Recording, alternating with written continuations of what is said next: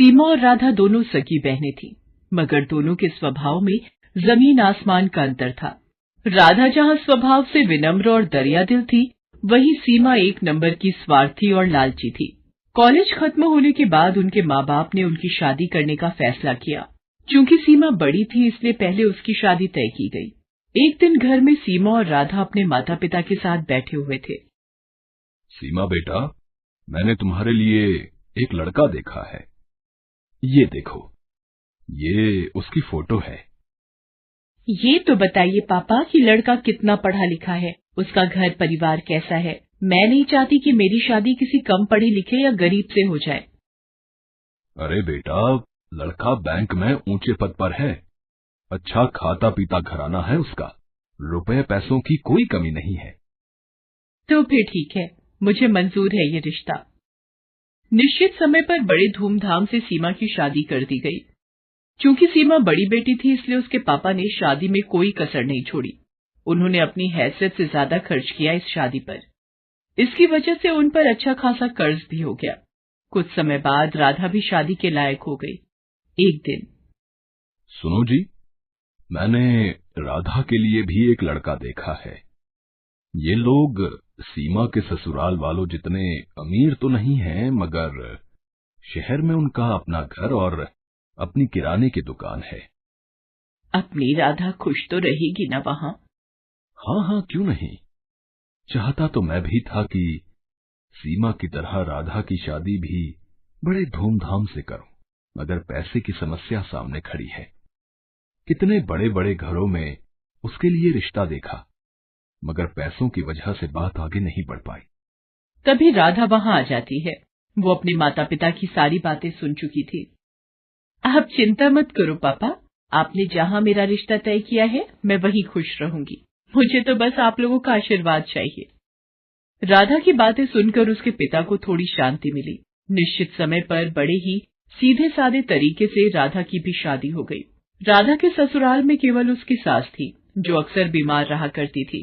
राधा ने आते ही घर की सारी जिम्मेदारी अपने सर ले ली, जिससे उसकी सास को बड़ी राहत मिली।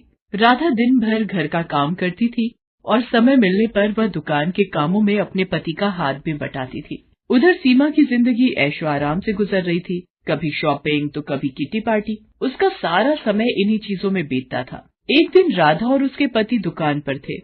तभी वहाँ एक चमचमाती कार आकर रुकी। उसमें से सीमा और उसके पति निकले। सीमा के हाथ में मिठाई का डिब्बा था। दोनों दुकान में गए और सीमा राधा को मिठाई का डिब्बा देते हुए बोली, तेरे जीजा जी ने आज ही इस कार की डिलीवरी ली है। पूरे 20 लाख की कार है। मैंने सोचा ये खुशखबरी राधा को दी जाए। दरअसल सीमा राधा को जलाने के लिए अपनी कार दिखाने वहां आई थी, मगर भोली भाली राधा उसकी इस चाल को समझ नहीं पाई। मगर राधा का पति अनिल इन बातों को समझ गया। सीमा और उसके पति के जाने के बाद अनिल बोला, तुम्हारी बहन यहाँ खुशखबरी देने नहीं आई थी, बल्कि हमें जलाने के लिए यहाँ आई थी।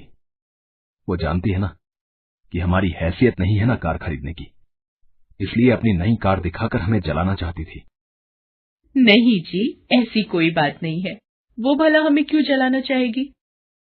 ऐसी ही बात है। उसे पता है ना कि मैं कभी कार नहीं खरीद सकता, मामूली दुकानदार जो हूँ, और उसका पति तो बैंक में बड़ा अफसर है ना। क्यों? किसने कहा कि तुम कभी कार नहीं खरीद सकते? तुम जरूर कार खरीदोगे। अरे सीमा का पति तो बैंक में नौकरी करता है। एक हिसाब से देखें तो वो बैंक का नौकर है, उसे बैंक के हिसाब से काम करना पड़ता है। मगर यहाँ तुम तो अपने मालिक हो, तो तुम जैसे चाहो अपनी मर्जी के मुताबिक काम कर सकते हो। अगर तुम ठान लो तो कुछ भी कर सकते हो। मैं हर कदम पर तुम्हारे साथ हूँ। देखना, थोड़ी ही दिनों में तुम एक कार क्या 10 कारों के मालिक बन जाओगे। उसने सारी चिंता छोड़कर जी तोड़ मेहनत करना शुरू किया। वो रोजाना सुबह 7 बजे दुकान खोलता था और देर रात 10 बजे तक दुकान पर ही रहता था। दोपहर के बाद राधा भी उसका हाथ बटाने दुकान पर आ जाती थी। राधा और अनिल दोनों ही स्वभाव से कोमल थे। ग्राहकों से बड़ी ही विनम्रता से बात करते थे।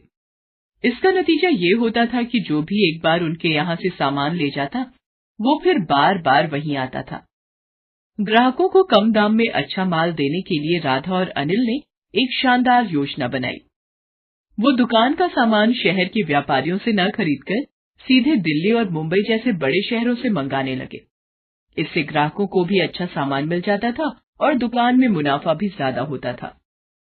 इस तरह धीरे धीरे कुछ ही सालों में अनिल ने राधा के नाम से कई किराने, फल, सब्जियों और डेयरी उत्पादों की दुकानों का शुभारंभ किया और उनका नाम रखा राधा ग्रोसरी मार्ट।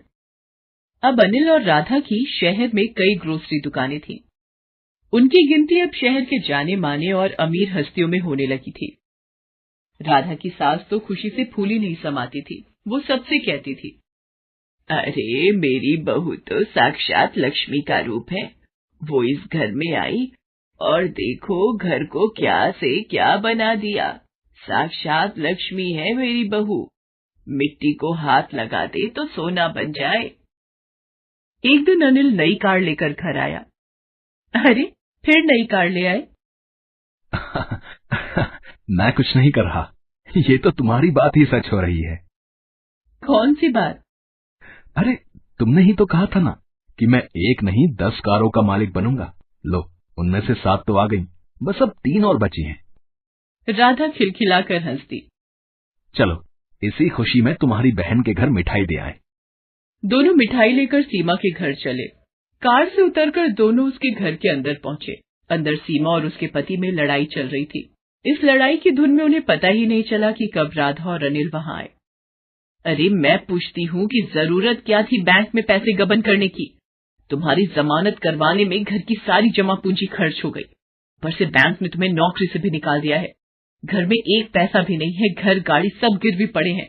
तुम्हारे एक गलत कदम ने सब मिट्टी में मिला दिया। मैंने क्या अपने लिए बैंक से पैसे गबन किए थे? ये सब तुम्हारी वजह से हुआ है। तुम्हें ही शौक चढ़ा था पार्टी करने का, शॉपिंग करने का। अब भुगतो। देखो जी, ताने मत मारो। कोई और लड़की होती तो अब तक तुम्हें ठेंगा दिखाकर अपने मायके चली गई होती। तो तुम भी चली जाओ ना, किसने रोका है तुम्हें?